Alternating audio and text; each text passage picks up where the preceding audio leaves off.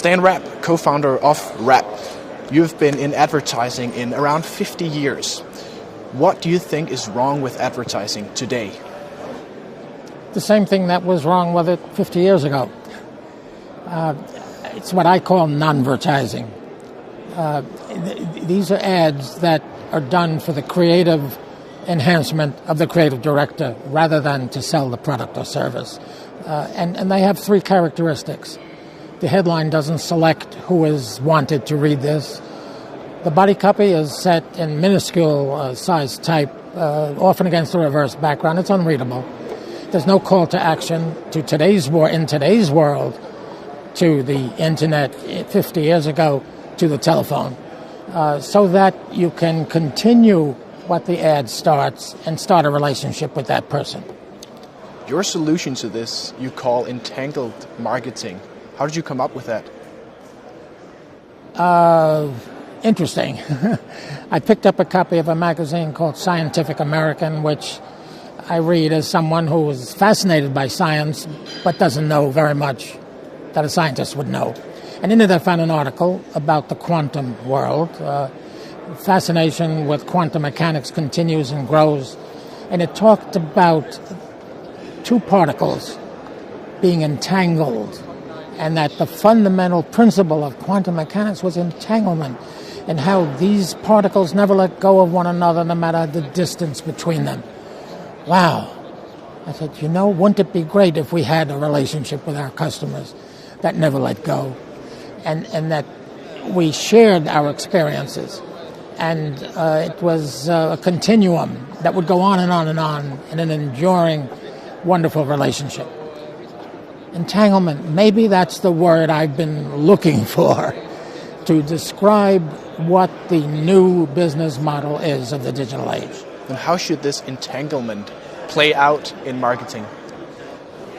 It plays out across three avenues, two of which we're very familiar with, and the third is where there's a lot of learning needed, as we discussed in our talk today, Sebastian and myself. First, of course, we can be far more personal than we ever could before, and the data is there, whether it's in the cloud, whether it's in your ongoing information you're getting every minute of the day about what your customer's doing.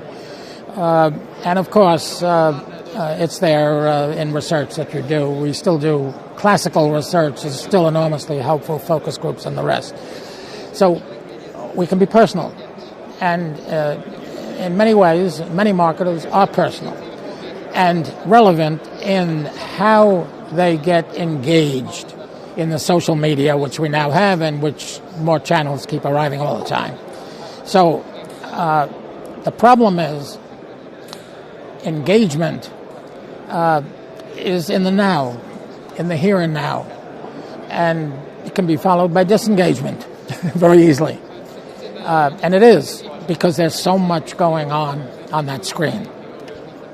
What we need is entanglement, which is the next step in marketing, which forms an enduring, mutually beneficial relationship with the consumer or with a customer, with a business client, the kind of relationship that simply could not exist before.